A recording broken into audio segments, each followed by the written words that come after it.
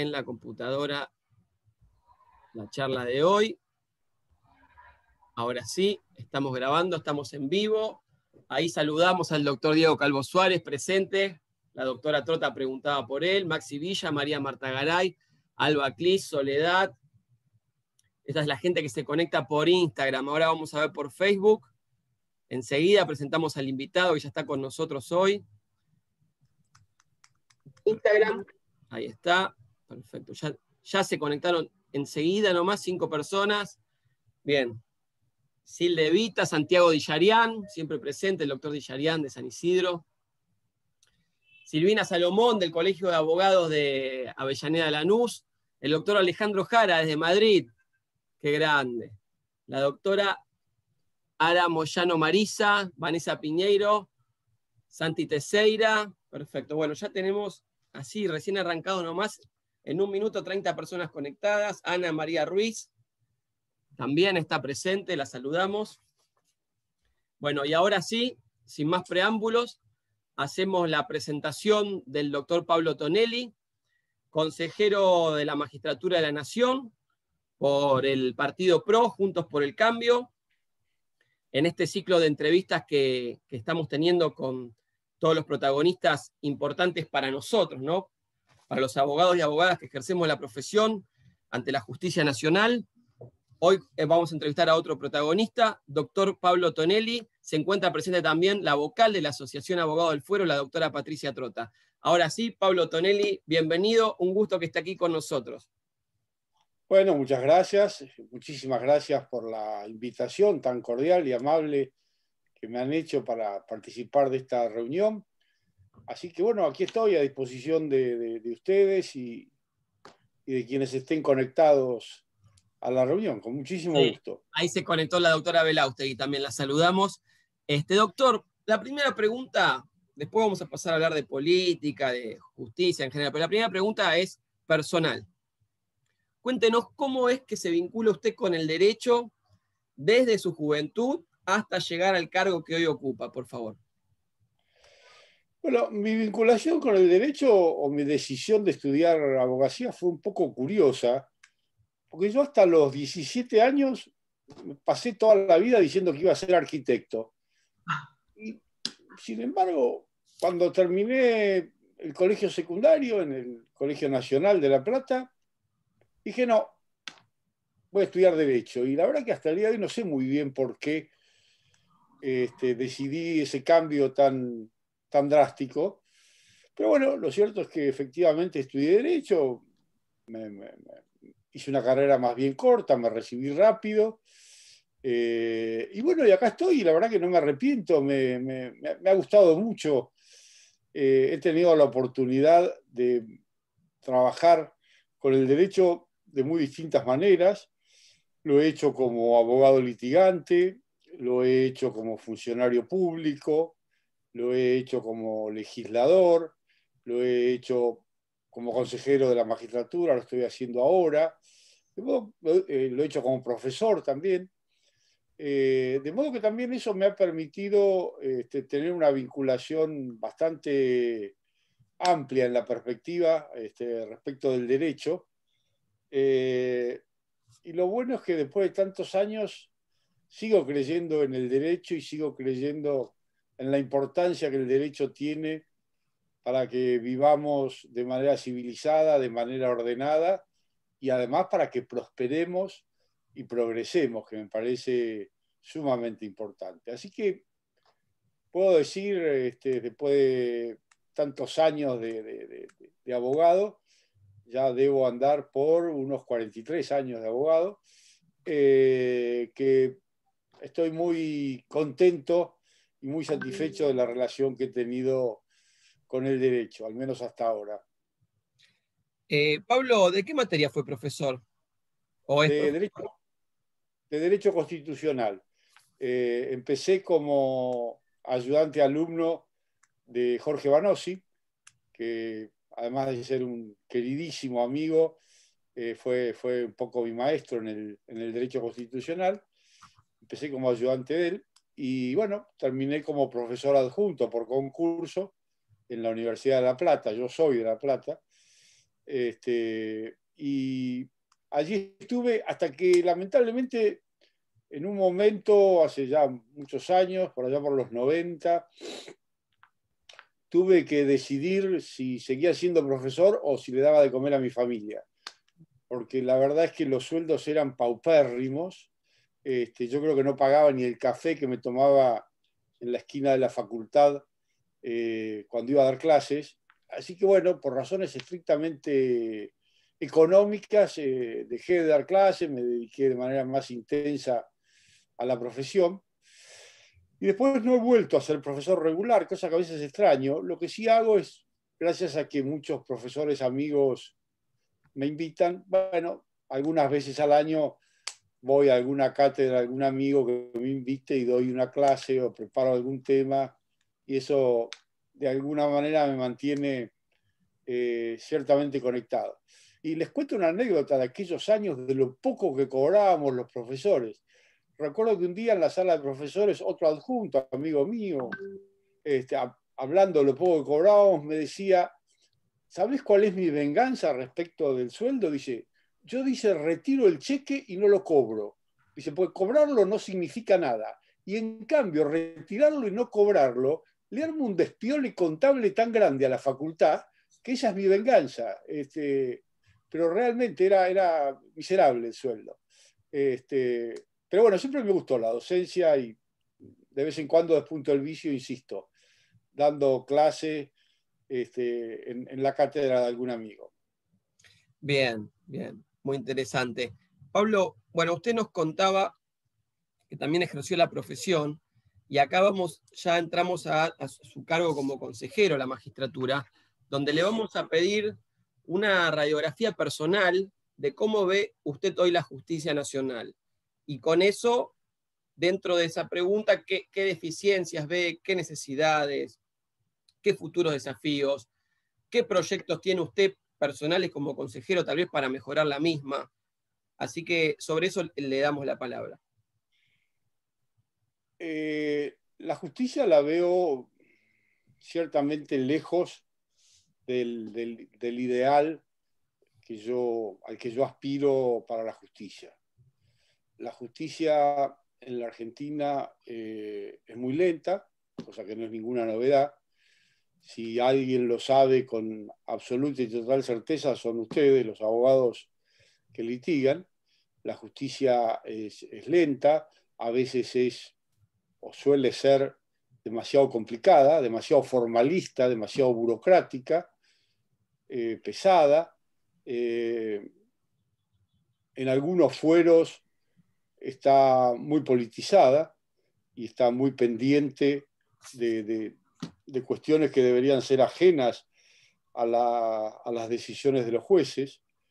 Está poco tecnificada, lo que no significa que el presupuesto de la justicia sea bajo, sino que posiblemente hay alguna dosis de mala inversión o de mala distribución de ese presupuesto. En este momento, además, tenemos un problema adicional, que es la enorme cantidad de vacantes que hay en la justicia, de un total de poco menos de 1000 cargos. El total de cargos de la justicia nacional y federal es de 988, y en este momento hay largamente más de 200 cargos vacantes. Es difícil encontrar subrogantes para cubrir los juzgados vacantes, y aunque se los encuentre, está claro que el desempeño de un subrogante no es igual que el de un titular. Por más que ese subrogante se esfuerce, no es lo mismo ocuparse de un juzgado o de un tribunal que de 2 y a veces de 3. De modo que ese es un problema. Las designaciones son lentas porque los concursos en el Consejo de la Magistratura son lentos, pero también es muy lento el trámite en el Poder Ejecutivo, el trámite de designación, tanto en el Poder Ejecutivo como en el Senado. Fíjense ustedes que el actual titular del Poder Ejecutivo, cuando llegó en diciembre, retiró los pliegos que estaban pendientes de tratamiento en el Senado, cosa que es más o menos habitual cuando hay un cambio de gobierno. Lo que no es habitual es que los pliegos que estaban pendientes en el Senado eran más de 200, entre magistrados del Poder Judicial y magistrados de la Defensoría y la Procuración General.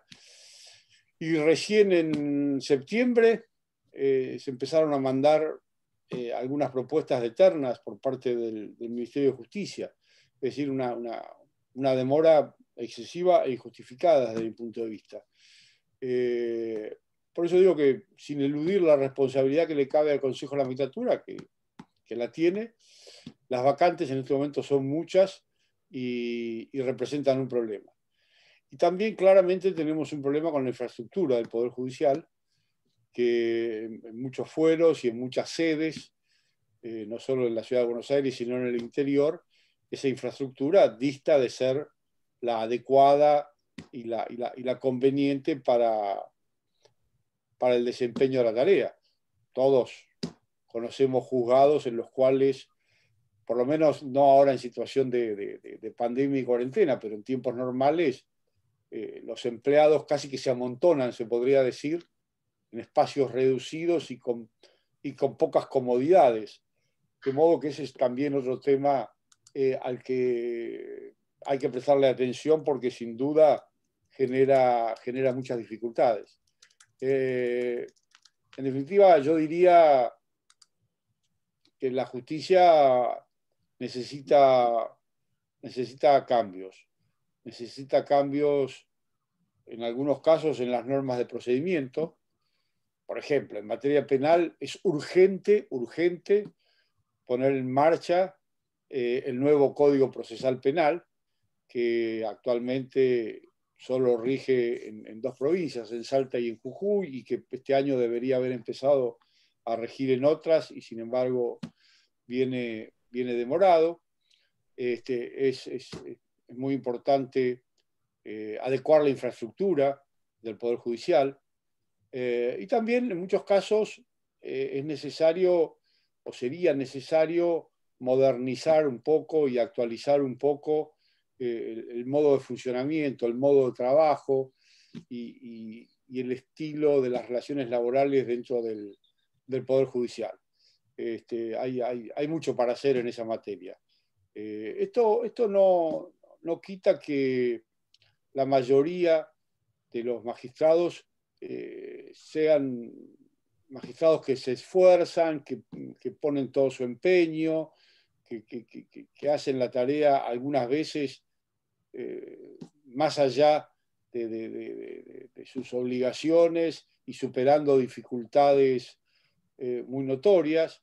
Pero bueno, creo que tenemos que pensar en una modernización del Poder Judicial que será distinta y tendrá diferentes alcances según los fueros y las jurisdicciones. Bien. Pablo, aprovechando que usted nos dijo que es profesor de Derecho Constitucional, le pedimos entonces respuesta a la siguiente pregunta: como profesor de Derecho Constitucional y como consejero, ¿cómo ve la relación entre la política y la justicia? ¿Pueden ir de la mano? ¿Deben ir separadas? Lo escuchamos. Bueno, en primer lugar, aclaro que siempre he tratado de dar exactamente la misma respuesta como profesor y como consejero. No tengo respuestas distintas según el sombrero que me ponga. Trato de que la respuesta sea siempre la misma. Bueno, algo dije antes, y es que en ese sentido yo veo mal la relación entre la política y la justicia en la Argentina. En primer lugar, porque hay una mala relación, y en este momento es bastante notorio que hay una mala relación entre la cabeza institucional del Poder Judicial, que es la Corte Suprema, y el poder con el que más trato y relación debería tener, que es el Poder Ejecutivo. No hay diálogo en este momento entre la Corte Suprema y el Poder Ejecutivo, muy poco diálogo con el Consejo de la Magistratura. El desplante de la semana pasada de la ministra de Justicia y el secretario de Derechos Humanos a la Corte, que no asistieron a una reunión convocada por la Corte para una mesa de trabajo que integran una gran diversidad de organismos, me pareció excesivo y totalmente fuera de lugar. Y además también, como dije antes, hay fueros que están notoriamente politizados y que suelen estar muy atentos a los vientos y a los humores de la política a la hora de decidir. Y me refiero particularmente al Fuero Federal Penal, a lo que normalmente se conoce como Comodoro Pi, y también al Fuero Contencioso Administrativo Federal, que es un fuero en el cual, desde mi punto de vista, se presta demasiada atención a los humores de la política y a las influencias de la política. Eso está mal, eso está muy mal, eso no debería ocurrir. Las relaciones entre la política y el Poder Judicial deberían ser exclusivamente relaciones institucionales mantenidas entre las cabezas, la Corte Suprema y el Poder Ejecutivo a través del Ministerio de Justicia y, bueno, y ahora desde hace unos años también el Consejo de la Magistratura. Pero esto de jueces de primera instancia, de Cámara, que tienen relación con políticos, que se reúnen con políticos, que a veces hasta opinan políticamente, me parece sumamente inadecuado y no es común en general en el Poder Judicial, en el resto de lo que podemos llamar el mundo civilizado, con poderes judiciales parecidos al nuestro. Bien, bien. Acá hay una pregunta de percepción. Usted algo ya nos dijo, pero ¿cuál considera que es usted la visión que tiene la sociedad de la justicia? Más allá de los abogados, ya esto es la sociedad en general. ¿Y por qué, en todo caso, se considera que sea así? Bueno, es notorio, hay encuestas además que lo muestran, que en los últimos años, y me refiero a los últimos 20, 30 años, la percepción, la opinión que la gente en general tiene de la justicia ha decaído enormemente. La justicia supo tener mucho prestigio en la Argentina. La gente en general solía confiar mucho en la justicia y ese prestigio y esa confianza se han perdido. Hoy en día la justicia no goza en términos generales y de manera mayoritaria ni de la confianza ni del respeto de la gente. Y hay razones para que así sea. Una razón es la enorme lentitud de la justicia a la que antes me referí y la ineptitud de la justicia para resolver ciertos y determinados problemas. Y en buena medida también me parece que influye la politización de la justicia, que a veces también es el correlato de la actitud de los poderes políticos respecto de la justicia. A veces los poderes políticos se meten con la justicia más allá de lo debido, más allá de lo aconsejable, más allá de lo que prescribe la Constitución, y bueno, eso también genera una reacción de la justicia de autodefensa y de autopreservación. Pero lo cierto es que hoy en día la justicia está muy lejos de gozar de ese prestigio y de esa confianza que supo tener hace muchos años. Sin ir más lejos, el año pasado, cuando inauguró el año judicial, el actual presidente de la Corte, el juez Rosenkrantz, lo dijo con toda claridad y lo expuso con toda crudeza en su discurso de apertura del año judicial. Lamentablemente, poco ha podido hacer la Corte en ese sentido. Fíjense ustedes que también el año pasado la Corte convocó a todos los jueces del país a una suerte de trabajo para pensar entre los magistrados formas de modernizar la justicia, de actualizarla, y no pudieron ponerse de acuerdo ni respecto de la ampliación del horario judicial, ni respecto de las vacaciones, ni respecto de la feria. Es decir, hay ahí un problema y hay que resolverlo con la plena y absoluta participación de los jueces, por supuesto. Bien, Pablo, usted mencionó que una de las necesidades que tenían los judiciales era el amontonamiento. Bien, que es una cuestión que tiene que ver a veces hasta con hacinamiento, con espacio de trabajo. ¿Qué otras necesidades usted identificó que tienen los empleados judiciales para poder brindar un servicio bueno de justicia más allá del capital humano, ¿no? Bueno, claramente es la infraestructura el principal déficit de la justicia. Y cuando digo infraestructura me refiero a espacios físicos inapropiados o inadecuados, como es el caso ese de que en un cuarto haya varios empleados, y también a la insuficiente dotación de recursos materiales, la insuficiente dotación de computadoras, de impresoras y de ese tipo de elementos que hoy en día son tan necesarios. También tenemos problemas, y esto lo vemos en el Consejo de la Magistratura, con la conectividad, es decir, con el acceso a Internet. No todos los órganos, no todos los organismos judiciales lo tienen en la medida necesaria y suficiente, en algunos casos porque casi no existe, en otros porque es lenta, en otros porque se corta. Y si bien trabajamos mucho desde el Poder Judicial, desde el Consejo de la Magistratura en esa materia, la verdad es que a veces uno siente que el avance tecnológico supera al avance que podemos producir desde el Consejo de la Magistratura en lo que a eso se refiere. Y aquí todo esto se vincula además con el que tal vez desde mi punto de vista hoy en día sea el problema más grave que tiene la justicia y curiosamente el más fácil de resolver, que es el problema presupuestario y el de la administración del Poder Judicial. Y lo explico. Cuando el Consejo de la Magistratura se instala por primera vez, después de su creación en la Constitución, en la reforma constitucional de 1994 y de la sanción de la ley varios años después, de la ley orgánica del Poder Judicial, en ese momento el Consejo era presidido por el presidente de la Corte y ejercía la administración del Poder Judicial. Pero unos años después, merced a una reforma de la ley orgánica, el presidente de la Corte dejó de integrar el Poder Judicial. Entonces, ¿qué hizo la Corte? La Corte decidió crear su propia administración separada de la administración del Poder Judicial. Entonces, hoy en día coexisten en el Poder Judicial dos administraciones.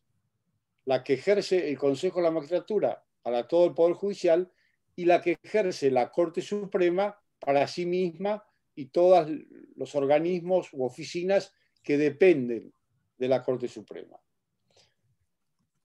Con algún dato adicional, y es que la ley de autarquía judicial de fines de los 90 le asigna al Poder Judicial un 2,5%, un 2,5% de los recursos tributarios y extratributarios del presupuesto. A raíz de la separación de la administración de la Corte de la del Poder Judicial, hubo que hacer una distribución de esos recursos, que se hizo mediante un decreto de necesidad y urgencia que dictó el expresidente Kirchner, Néstor Kirchner. Distribución que consiste en darle al Consejo de la Magistratura el 1,93% de ese 2,5% y a la Corte Suprema el 0,57%. ¿Y esto qué efecto ha tenido? El efecto que ha tenido es que el Consejo de la Magistratura es pobre, dedica el 98, 98,5% de su presupuesto a pagar sueldos. Es más, normalmente requiere durante el año refuerzos presupuestarios de parte del Poder Ejecutivo porque el presupuesto asignado no le alcanza. Y como ustedes se darán cuenta, cuando el Consejo gasta el 98 o 98 y pico % de su presupuesto en sueldos, poco o nada le queda para infraestructura. Mientras tanto, la Corte es altamente superavitaria. La Corte tiene fondos disponibles invertidos a plazo fijo o en cosas por el estilo que están en el orden de los 50.000 millones de pesos. Con un agravante, y es que hace un tiempo eso eran 1.000 millones de dólares y ahora deben ser 200 millones de dólares. Bueno, este es un tema que hay que resolver. Hace un tiempo, hace unos 2 años... ¿Cómo se puede resolver, Pablo, esto? ¿Cambiando la porcentualidad? Cambiando la porcentualidad y además volviendo a unificar la administración del Poder Judicial. Es un disparate que el Consejo de la Magistratura tenga una administración y la Corte otra, cuando claramente la Constitución dice en el artículo 114 que quien administra el Poder Judicial es el Consejo de la Magistratura. Yo vería razonable que la Corte disponga de ciertos fondos presupuestarios para sus gastos normales de funcionamiento. Pero me parece un disparate que la Corte tenga 50.000 millones de pesos puestos a plazo fijo y nosotros en el Consejo no tengamos plata para arreglar los techos de tribunales que se llueven. Esto no tiene ningún sentido. Pablo, Además les decía, déjenme dar este ejemplo. Adelante. Hace muy poquito, hará 2 años, el que en aquel entonces era el administrador del Poder Judicial, hizo un estudio muy serio y muy detallado de los problemas de infraestructura del Poder Judicial. Y el resultado al que llegó fue que para comprar los edificios que el Poder Judicial necesita y dejar de alquilar, para construir lo que haya que construir y arreglar lo que haya que arreglar, hacían falta unas pocas decenas de millones de dólares. Por supuesto, en el Consejo no teníamos un peso partido al medio para hacerlo. Y sin embargo, la Corte tenía en ese momento fondos que han ido creciendo, pero que en aquel momento representaban más de 1.000 millones de dólares. Y bueno, y la Corte siguió teniendo esos fondos y nosotros seguimos sin tener un peso en el Consejo de la Magistratura. Esto no tiene ningún sentido. Esto hay que modificarlo. Pato. Yo hace rato que vengo propiciando la sanción de una ley que distribuya de otra manera esos fondos de la ley de autarquía judicial y además que unifique la administración del Poder Judicial. No, yo justamente lo que quería comentar, doctor Tonelli, es que nosotros como asociación y en esta página web que tenemos en AFTE, que es justamente Asociación de Abogados del Fuero del Trabajo en Emergencia, estamos padeciendo todo esto del tema del presupuesto. Por supuesto. Porque tenemos tenemos un superávit de recursos humanos, porque realmente tenemos recursos humanos maravillosos. Desde los magistrados hasta el último de los empleados, es gente de primera calidad realmente. Yo no puedo decir lo contrario. Gente con muchas ganas de trabajar, que se ha contagiado el COVID, que ha puesto el cuerpo en la pandemia, por lo menos la gran mayoría. Siempre hay excepciones, pero la gran mayoría, ¿no es cierto? Y vemos que somos bastante ninguneados, ¿no? Desde los centros de poder. Estamos como poco vistos, como poco observados. Nosotros necesitamos más juzgados, necesitamos más recursos, necesitamos más empleados, porque cada juzgado está colapsado, doctor. Es imposible que la justicia funcione, por más buena voluntad que tenga un juez, si tiene 4.000 expedientes a sentencia y se está subrogando en otro juzgado que tiene otros 4.000 expedientes. Realmente es imposible. Y nosotros como abogados lo sabemos. A mí me gustaría que usted sea nuestro embajador en el Consejo de la Magistratura. Nos gustaría muchísimo que usted pueda hablar del trabajo. No tengan dudas de que yo hablo y de que, no digo con el mismo detalle que a lo mejor conocen ustedes, que recorren el fuero todos los días, pero en el Consejo estamos al tanto de las dificultades. Pero les insisto, no tenemos plata. ¿Qué podemos hacer nosotros para arreglar los ascensores, por ejemplo? Que es un tema que en el Poder Judicial tiene una historia antiquísima. ¿Qué podemos hacer para arreglar los ascensores?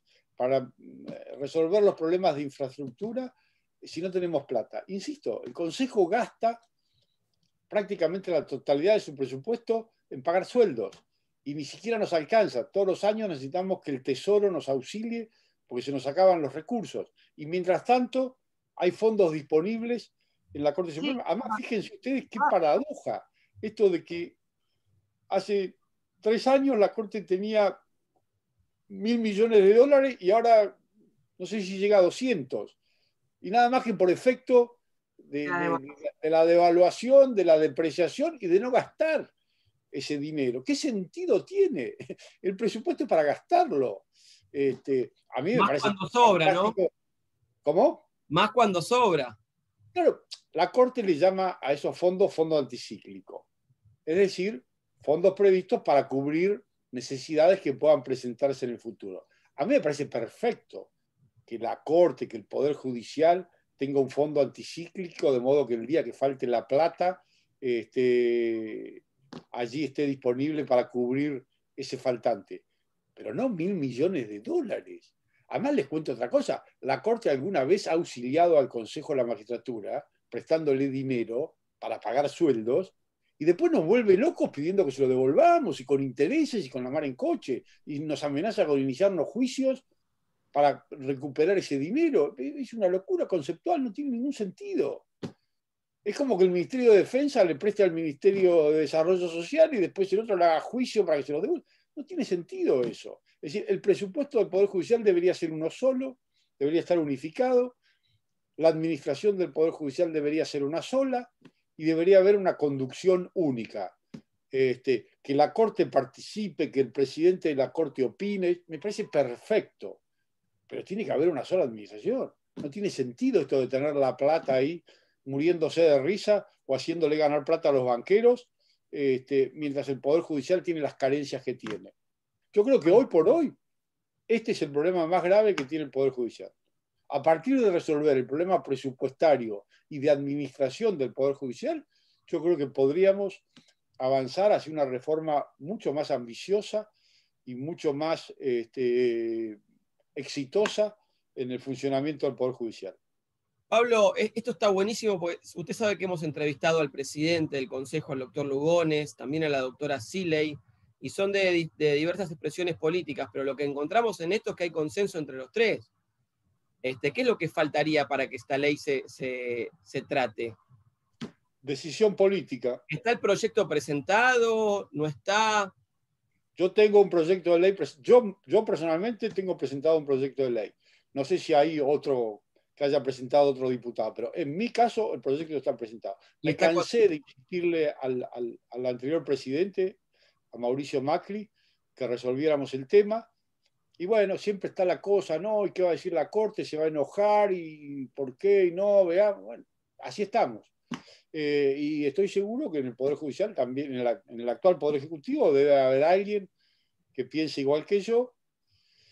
Pero además es muy difícil resolver el tema en una situación como la actual, en la que claramente no hay el más mínimo diálogo entre el Poder Judicial representado por la Corte y el Poder Ejecutivo. Más vale lo contrario, uno ahí en la Plaza Lavalle ve pasar los misiles que se tiran de un lado al otro. Esto hace más difícil resolver el tema. Porque una forma civilizada de resolver el tema sería sentarse a una mesa y decir, che, esto no puede ser, que a ustedes les sobre la plata y a los que están allá enfrente le falte. A ver, busquemos un modo civilizado de arreglar. ¿Cuánto necesitan ustedes para que la Corte funcione al repelo y tenga todas las computadoras que quiera tener y que yo? Y el resto vaya al Consejo de la Magistratura. Pero bueno, esto hay que hacerlo, hay que decidirlo. Esto lo debería impulsar el Ministerio de Justicia. Tenemos problemas presupuestarios, pero también de nombramientos, doctor Tonelli, porque nos están faltando muchísimos jueces de primera instancia, camaristas, hay salas que no están integradas, que hay un solo juez. Tengo aquí conmigo el estado de todos los concursos vinculados al fuero laboral. Si quieren, les repaso. Me leyeron la mente los dos porque lo tenía anotado acá, nombramiento de jueces, así que lo escuchamos atentamente. Miren, les voy a decir. En la Cámara tenemos un concurso, el 416, para cubrir 5 cargos en total. Sí. Ya están las ternas aprobadas por la Comisión de Selección, se han realizado las entrevistas, así que solo falta que las apruebe el plenario, cosa que estimo va a ocurrir a ¿Tienen fecha? Este mes. Bueno, el próximo plenario va a ser la semana próxima. Ahora esta semana tenemos comisión de labor mañana.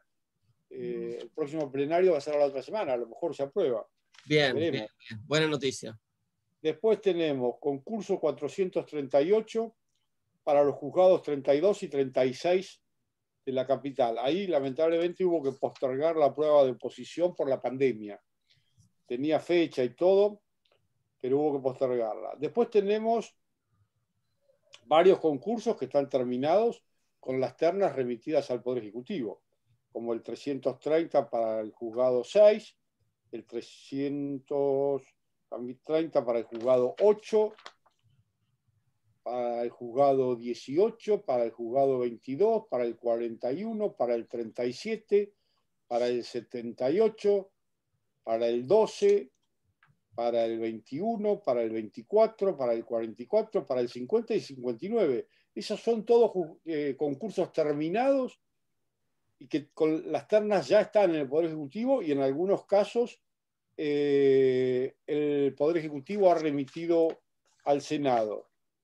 Las últimas ternas que elevamos fueron las del concurso 403, que las aprobamos el 23 de mayo de este año, y son para el juzgado 1, el 3, el 10, el 29, el 62, el 67, el 70 y el 71,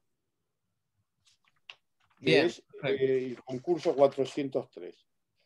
Ese es el estado de todos los concursos y trámites referidos a vacantes del fuero laboral, que demuestra, como ustedes dijeron con toda certeza y veracidad, que hay muchas vacantes en el fuero del trabajo, lo cual, sin la menor duda, crea muchas dificultades de funcionamiento.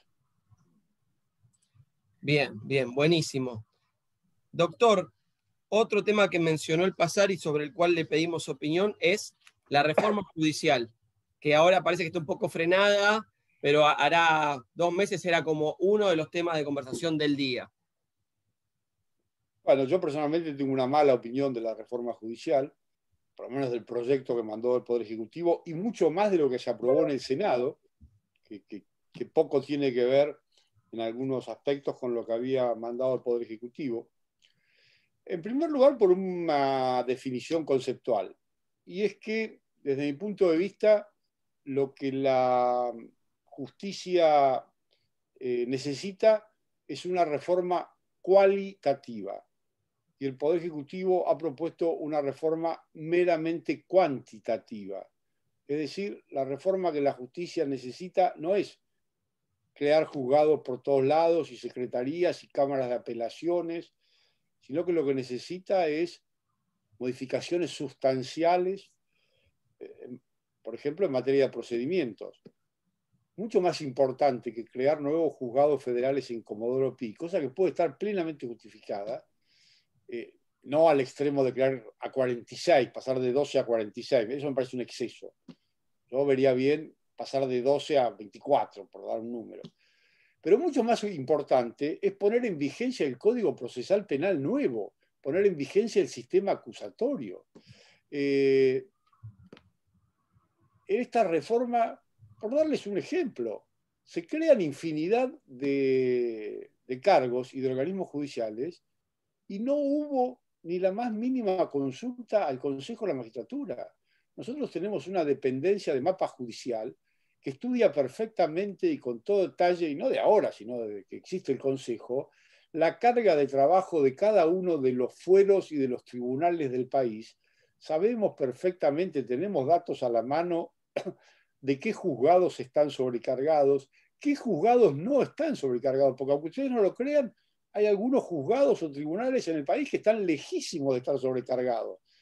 No les voy a decir que los jueces en esos juzgados se rascan, no tienen nada que hacer, pero sin la menor duda podrían absorber más trabajo. Bueno, el Consejo no fue consultado. Se ha propuesto la creación de una cantidad enorme de juzgados, incluidas cámaras de apelaciones. Cámaras de apelaciones que van a ser en el interior cámaras de apelaciones de un solo juzgado, o de 2 juzgados, sin ton ni son. Eso no tiene ningún sentido. Cosas que van en contra de la ley, como por ejemplo la pretensión de en un primer momento cubrir esos nuevos juzgados federales de Comodoro Pi con jueces subrogantes. Eso está prohibido. La ley de subrogancias lo prohíbe. Si no les alcanza con que lo prohíba la ley de subrogancias, porque como toda ley puede ser modificada, lo ha resuelto la Corte Suprema. La Corte Suprema ha dicho que no corresponde, que no es procedente designar un juez subrogante en un juzgado que nunca ha tenido titular, que la cobertura de un juzgado nuevo tiene que hacerse con un juez designado de acuerdo con el procedimiento constitucional. Es decir, concurso, examen en el Consejo de la Magistratura, terna aprobada, remitida al Poder Ejecutivo, acuerdo del Senado y decreto del Poder Ejecutivo. Es decir, está llena de defectos la reforma judicial, implica un gasto enorme que nadie sabe de dónde va a salir, con todas las dificultades que tenemos en el Poder Judicial en materia presupuestaria y que ya las expliqué o a las que ya me referí. De modo que sin perjuicio de algunas poquitas cosas rescatables de la iniciativa, La mayor parte no. Es evidente, por otra parte, y esto salió en los diarios, no voy a revelar ninguna cosa misteriosa, es evidente que en el tratamiento en el Senado del proyecto hubo una negociación política, un verdadero toma y daca con los gobernadores de provincia que dijeron: yo te la voto, pero poneme una Cámara Federal acá, yo te la voto, pero agregame un juzgado más. Y así fue que aparecieron cámaras federales en lugares absolutamente insólitos, donde no hay ninguna necesidad, donde se van a aburrir si se crearan esas cámaras los jueces, porque no van a tener nada que hacer. De modo que personalmente creo que lo mejor es que esa reforma nunca prospere y que trabajemos en serio, de verdad, y con estadísticas en la mano, cosa que no se hizo en este caso. Tenemos las estadísticas en el Consejo de la Magistratura, tenemos los datos, usémoslos, sentémonos, trabajemos de manera armónica y coordinada, Poder Judicial, Poder Ejecutivo y Poder Legislativo, y resolvamos los problemas que tiene la justicia. Pero insisto, desde mi punto de vista, son cualitativos, de calidad, no de cantidad, no cuantitativos. Bien, bien. No Pato, recuerdo, ¿querés decir algo? yo no recuerdo mal, la ley de subrogancia es suya, doctor. Bueno, metí la cuchara, digamos. Sí, yo me acuerdo bien de eso. Y hablando de su larga trayectoria como diputado, ¿cuál destacaría como la ley que más impronta le dejó a los argentinos de su autoría? ¿Cuál es su preferida? Lamentablemente, si yo tuviera que elegir una ley que hubiera provocado un cambio verdaderamente importante en la sociedad argentina, elegiría una sin la menor duda y sin pensarlo mucho, que no prosperó, que fue la reforma electoral que hicimos en la Cámara de Diputados, donde logramos ponernos de acuerdo y aprobar una muy buena ley que no solo establecía la boleta electrónica para votar, sino que cambiaba muchos aspectos vinculados a la elección que desde mi punto de vista hubieran tenido una importancia enorme. Lamentablemente quedó frenada en el Senado, nunca fue tratada allí, hubo una oposición muy férrea del peronismo, del kirchnerismo, y esa reforma quedó en el camino.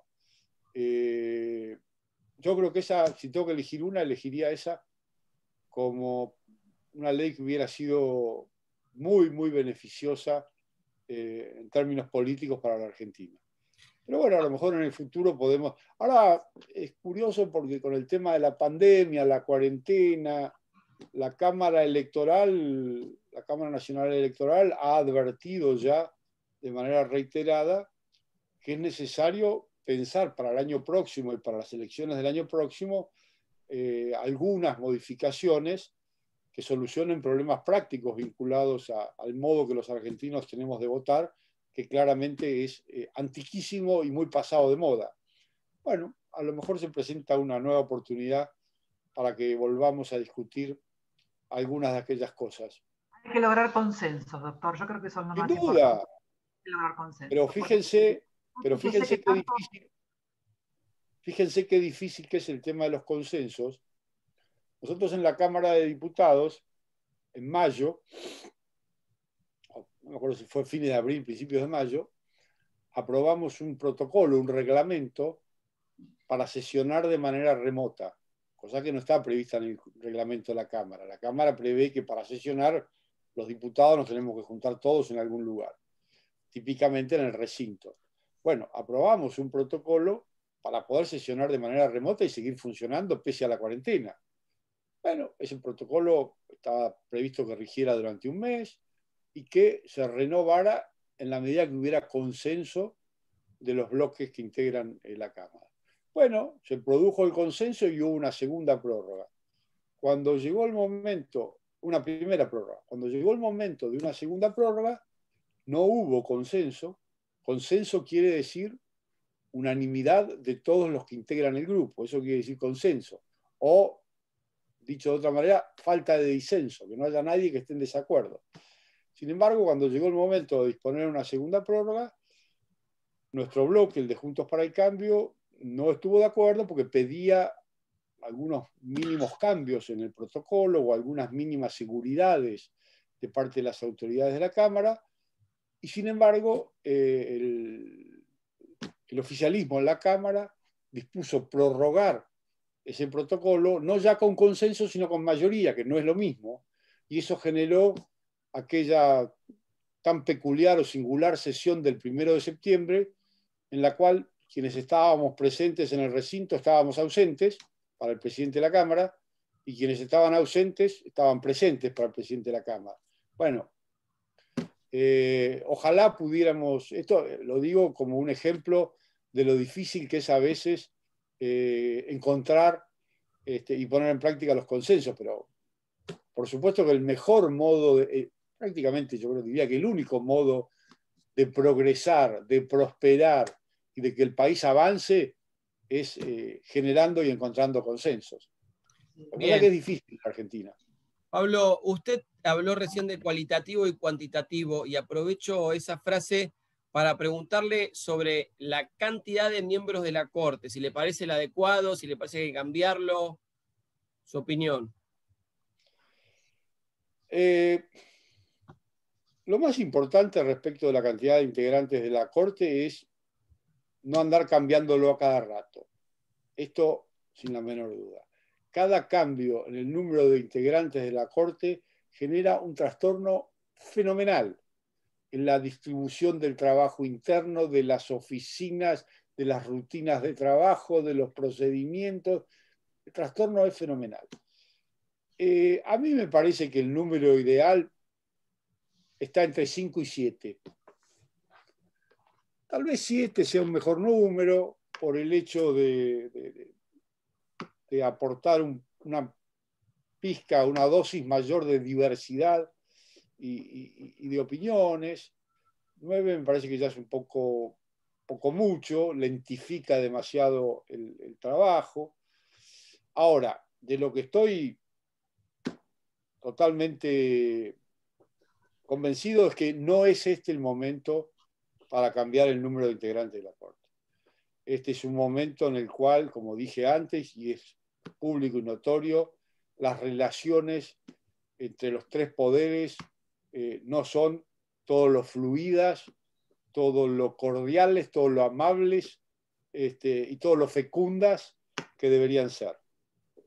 Claramente hay una pésima relación entre la cabeza del Poder Judicial, que es la Corte Suprema, y el Poder Ejecutivo, de modo que ni se me pasa por la cabeza que en este momento sea apropiado modificar el número de integrantes de la Corte. Yo lo dejaría en 5, que está muy bien, es uno de los números posibles, es el que históricamente la Corte ha tenido prácticamente en la totalidad de su existencia, salvo periodos muy cortos en los que tuvo 7 o 9, de modo que yo lo dejaría en 5, que transcurran muchos años, y si un día la Argentina está totalmente tranquilizada, nadie está preocupado por el dólar, nadie está preocupado por la inflación, no hay conflictos entre el Poder Ejecutivo y el Poder Judicial, estamos todos en paz, en armonía, los juicios se terminan rápido. Bueno, a lo mejor ese día podemos pensar en cambiar de 5 a 7, pero por el momento yo dejaría a la Corte con el número de integrantes que tiene. Bien, y con respecto al Consejo de la Magistratura, la cantidad de integrantes, ¿la ve bien? ¿Considera que los abogados deberíamos tener más representación? Sí, eso sin duda, eso sin duda. No lo digo por complacerlos, no. No, No. Tengo hechos que avalan lo que digo, que son proyectos de ley presentados en la Cámara de Diputados, y además yo trabajé mucho en un proyecto de ley que quisimos impulsar por allá no me acuerdo si fue 2018, parece que fue.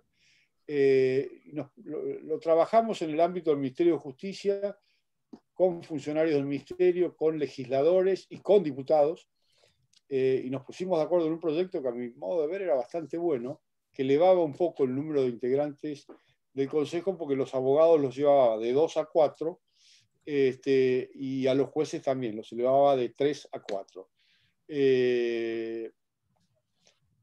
A mí me parece que claramente los abogados y los jueces están subrepresentados. Inclusive con los abogados ocurre una cosa que, yo no sé, a mí me llama la atención que ningún abogado haya iniciado un amparo todavía por eso, porque creo que lo ganarían. y es que los abogados no integran la comisión de selección. La comisión de selección tiene una integración que está establecida en la ley orgánica del Consejo de la Magistratura, y los abogados no la integran. De modo que sí, claramente creo que como mínimo, esa reforma es estrictamente indispensable. Llevar la representación de los... Si mantenemos el actual número de legisladores, que me parece que está bastante bien, 3 por Cámara, me parece que los abogados deberían ser 4 y no 2, y los jueces también deberían ser 4 y no 2. Creo que en lo que al número se refiere, esa sería una reforma muy necesaria y muy conveniente.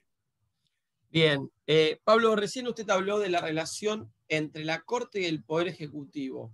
Ahora la pregunta es, algo mencionó al pasar, ¿cuál es la relación entre el Consejo y la Corte? La relación, para decir primero la conclusión, no es todo lo fluida que a mí me gustaría que sea. Creo que en general todos los consejeros tenemos una relación cordial y directa con los 5 integrantes de la Corte, con algunos más, con otros menos, según los temas de los que cada uno de ellos se ocupa, pero en términos institucionales la relación no es todo lo fluida y estrecha que a mí me gustaría, sobre todo en lo que se refiere a la administración. Tenemos muchos problemas de administración. Por ejemplo, en lo que a las obras se refiere, para resolver lo de las obras hay una comisión que integran algunos funcionarios del Consejo más otros funcionarios de la Corte, donde no es fácil ponerse de acuerdo. La Corte tira para un lado, no quiere poner plata, nosotros no tenemos plata para poner. A mí me parece que una cosa que facilitaría mucho que la relación sea no solo más fluida y más provechosa y más fecunda, sino mucho más eficiente, sería unificar la administración del Poder Judicial. Es una locura esto de que haya 2 administraciones. Lo que no quita, insisto, que la Corte no tenga un pequeño presupuesto como cabeza del Poder Judicial para atender a sus propias necesidades, cambiar los autos de los jueces cuando hace falta, qué sé yo, comprar computadoras cuando se ponen viejas. Pero me parece que este es un problema que requiere solución de manera urgente. Es decir, no son malas las relaciones entre la Corte y el Consejo, tenemos una relación muy, muy cordial, muy civilizada, pero me parece que sería bueno que sean más fluidas y en ese sentido, para esa eventual reforma de la ley de la que hablábamos hace un instante, hay que pensar muy seriamente si no es conveniente o si no sería conveniente que el presidente de la Corte vuelva a ser el presidente del Consejo de la Magistratura, de manera de asegurar esa relación directa, estrecha y fluida que me parece que es necesaria. Creo que ese es un punto clave al que hay que prestarle mucha atención y al que hay que pensar con mucho cuidado. Yo, el tiempo que llevo integrando el Consejo de la Magistratura, ya va para 6 años, siempre el presidente ha sido alguien ajeno a la Corte, pero habría que hablar con quienes fueron consejeros en los tiempos en los que el presidente del Consejo era el presidente de la Corte y tomar aquella experiencia, porque insisto, yo no estoy seguro de que sea la solución, pero puede ser un principio para resolver estos problemas de administración a los que yo me he referido reiteradamente en esta charla.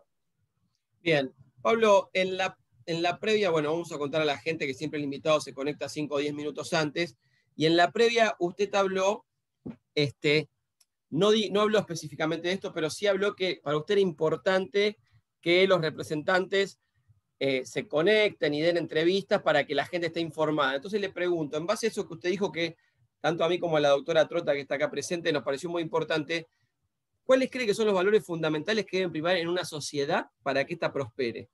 Usted ya dijo algo, pero quiero redondearlo en una respuesta. Si yo tengo que elegir uno... No, lo que le parezca. El principal, el más importante, el decisivo, el fundamental, es el respeto a la ley. empezando por la Constitución, por supuesto. A partir de ahí todo lo demás es fácil. Cuando la ley se respeta, cuando todos sabemos lo que podemos hacer y lo que no podemos hacer, lo que puede o no puede hacer el vecino, el del frente, el jefe, el empleado, las cosas se solucionan. Además, fíjense ustedes que el respeto a la ley, que en otros términos puede ser calificado como seguridad jurídica, es lo que alienta o desalienta las inversiones. Y todos sabemos, y lo estamos padeciendo en este momento, que sin inversiones no hay desarrollo, no hay prosperidad. ¿Por qué? Si algo caracteriza a la actual etapa del mundo, es que hay dinero dando vueltas a raudales. Tan es así que hay los famosos fondos de pensión y de inversión tienen problemas a la hora de invertir, porque ya no saben dónde poner la plata. ¿Y por qué eligen unos países y no otros a la hora de hacer inversiones y de poner plata? Por la seguridad jurídica. Además, no hay mejor modo de convivir en paz, de no tener problemas con el vecino, sea el de la casa de al lado o el del piso de arriba. No hay mejor modo de no tener problemas con nadie y de vivir en paz que respetar la ley. Si el vecino de al lado respeta la ley y cuando saca la basura no la pone en mi vereda y además la saca en lo que tiene que sacar, difícilmente uno esté con él. Bien, bien. Ahí, no sé si se cortó la imagen, a ver.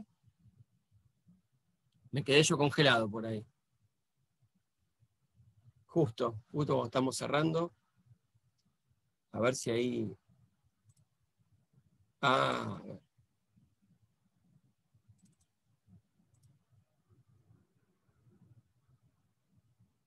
La ley, bueno, seguramente los conflictos laborales se reducirían a una mínima expresión y no tendríamos la enorme cantidad de juicios que... En fin, por supuesto que hay otros valores, la solidaridad social, la solidaridad es muy importante porque está claro que el sistema capitalista, que yo defiendo y reivindico porque de los sistemas conocidos me parece el que ha dado mejores resultados, con todos los defectos que tiene, pero el sistema capitalista necesita ser atenuado, necesita ser morigerado con una enorme dosis de solidaridad. Pero yo insisto, me parece que el valor fundamental es respetar las normas, respetar la ley.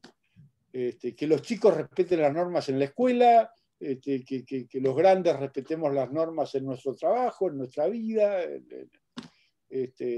Bien, bien. Y lo último, Pablo, como siempre pedimos, ¿no? Un mensaje de esperanza suyo para la comunidad de abogados y abogadas laboralistas que lo están escuchando, y también de los empleados y jueces del trabajo, porque usted sabe que esta comunidad de 13.000 miembros, hay jueces, camaristas, fiscales, defensores, está toda la comunidad laboralista de Argentina y principalmente la Justicia Nacional.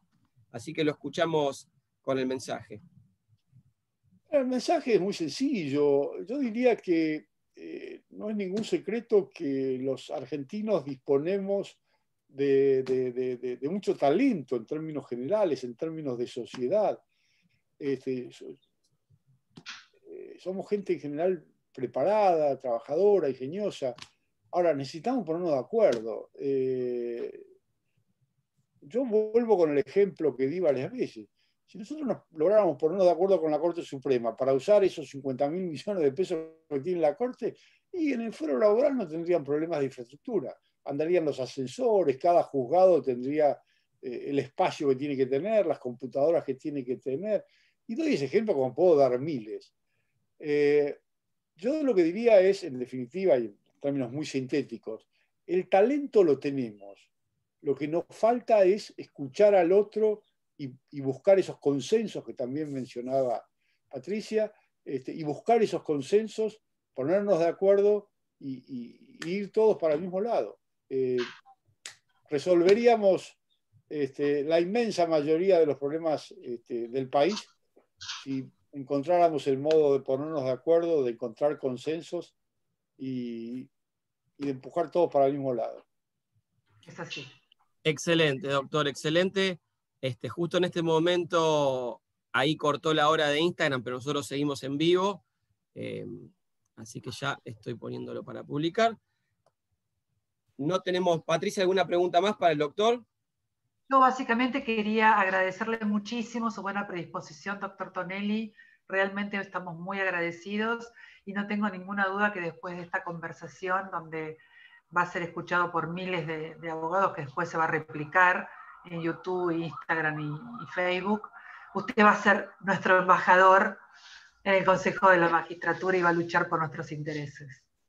Bueno, Así yo que, les agradezco muchísimo a ustedes. Para mí esto es una oportunidad invalorable y me gusta aprovecharla porque es un modo de comunicarse directamente con quienes en buena medida son destinatarios de nuestro trabajo como consejeros. Es decir, no es que en el Consejo trabajemos para los abogados, pero está claro que los abogados son destinatarios directos y preferenciales de nuestra tarea. Así que me complace enormemente tener esta oportunidad de dialogar con los abogados, de contarles cosas, de transmitirles, aunque sea en parte y mínimamente, mi visión acerca del rol del Consejo, del funcionamiento del Poder Judicial. Me pongo a las órdenes para repetirla las veces que ustedes quieran y cuando quieran. Y por supuesto, todos saben dónde queda el Consejo y dónde me pueden encontrar. Así que, insisto, quedo a las gratísimas órdenes de los estimados colegas. muchísimas gracias, doctor. A ustedes. Doctor Pablo Tonelli, bueno, ahora formalmente como presidente de la Asociación de Abogados del Fuero, le agradecemos la entrevista y este canal de diálogo abierto y sus respuestas sinceras y todos los conceptos que virtió a lo largo de toda la entrevista. Vamos a hacer un agradecimiento en público a todos los que están atrás de cámaras, como se dice acá. Empecemos por Agustina Díez, de su equipo de comunicación, que siempre estuvo atenta a todo. Le mandamos un saludo grande. Y después, por supuesto, a todo el equipo nuestro de AFTE, a toda la comisión directiva, Diego Calvo Suárez, Clarisa de Arce, a mis hermanos Álvaro y Delfín Altieri, que están trabajando en la producción, y a todos los moderadores del grupo AFTE también. Así que, doctor Pablo Tonelli, muchísimas gracias por haber estado aquí con nosotros. Y bueno, seguiremos en contacto, intentando, como dijo usted, buscar consensos para mejorar la justicia nacional en general y la justicia del trabajo en particular. Muchas gracias por haber estado hoy con nosotros. Muchas gracias, doctor. Muchísimas gracias. Hasta luego.